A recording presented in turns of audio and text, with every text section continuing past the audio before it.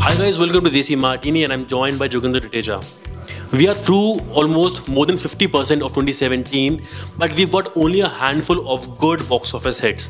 The question is, why? Why are the audiences not turning up at the theaters to watch movies? Audiences है कहाँ? फिल्में चल क्यों नहीं रही हैं? Opening लग क्यों नहीं रही है? To discuss that, to study that, I've got our box office expert Jogendra Dudeja. Welcome to the show, sir. Yeah, hi. Thank you. Sir, finally आपके दिमाग में भी यही क्वेश्चन होगा, ऑडियंसेस कहाँ हैं? 2017 जितना हमको दिखा रहा है time, why exactly is box office suffering so much? Yeah, even I'm trying to figure it out. nothing is actually nothing is working. But now call it the sad part. The films which are not working are because they are not good. So my problem is not as much about why the films are not working. My problem is more about why there are not good films being made anymore. Good in the first place, yeah. That's the main problem.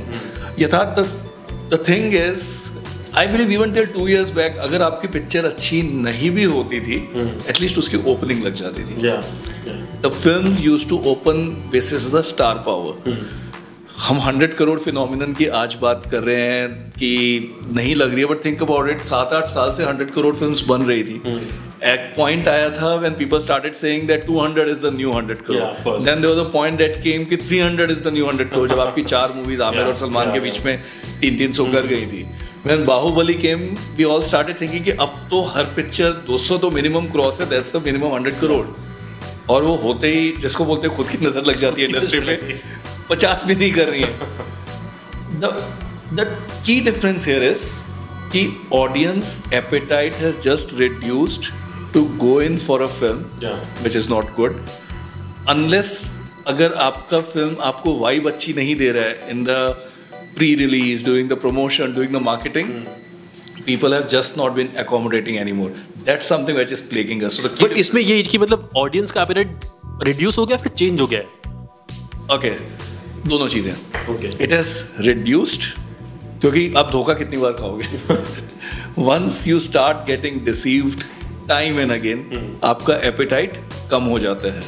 The second thing is change भी हो गया, and that's a key thing. The change being the influx of so many other means of watching films that has come in, and that's primarily because of this online streaming that has come in, which by the way I have no complaints about, because I watch a lot of it as well personally, and I believe that I am getting much enriched with so much of global content which is in place, as well as the Bollywood content also. Think about it. इस साल की बड़ी पिक्चरें कौन सी हैं जिन्होंने business किया? Rice, काबिल, jolly LLB, Badrinath.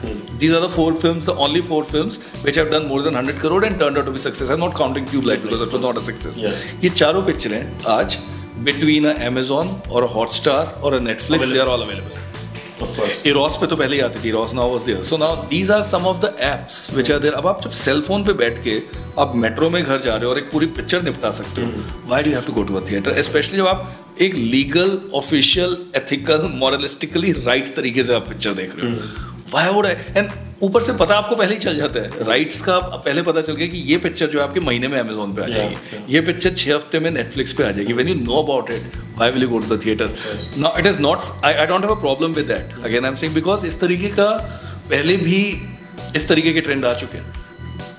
Think about it. 80s में there was this entire video thing that came in. सबको पता चल गया था कि वीडियो कैसेट्स आएंगे, VCR सबके घर में थे. Oh my God, सबका हो गया था पिक्चरें कैसे चलेंगी. But industry battled it out. कैसे बैटल किया? आपका कंटेंट वैसा बनने लगा कि आप थिएटर में जाए. तो that NRI content started coming in 90s.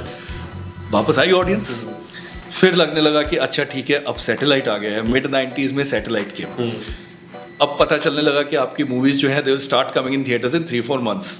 Suddenly still लगने लगा ओ अब पिक्चरें कैसे चलेंगी. कैसे आपका चेंज हुआ? मल्टीप्लेक्स कंटेंट आना शुरू हो गया. सो 2001-2002 के बाद your multiplex content came in.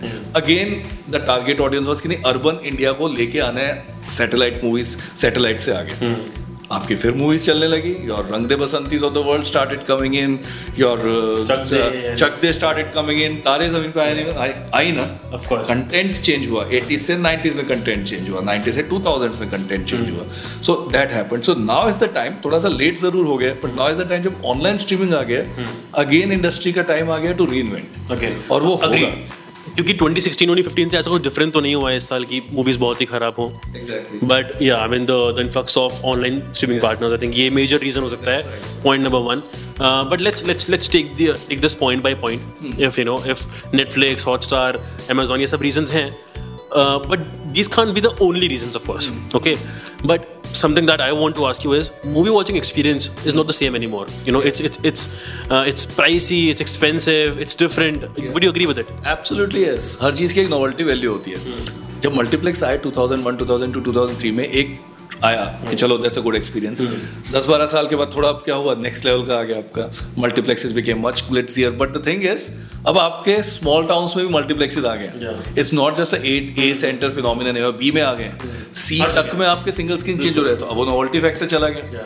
So that अब उस चक्कर में भी, because of the fact that you are bringing in so much of glitz and glamour to the entire multiplex watching experience, तो आपका चेंज कैसे करेंगे, आपका चार्ज कैसे करेंगे. टिकट रेट्स वही हैं, आपने पॉपकॉर्न का रेट बढ़ा दिया. I personally, if I have to go and watch a film, even though I am writing on films, I have to actually think that should I be going with my entire family and spending those $2,500 to $3,000 just on my food and refreshments along with the ticket and the parking. Movie tickets में इतना rate नहीं बढ़ा है जितना आपका refreshment से बढ़ गया. And till the time that is further controlled, we are, जिसको बोलते हैं ना, अपने पाँव पे आप खुद रोड रोलर चला रहे हैं. That's what's happening now.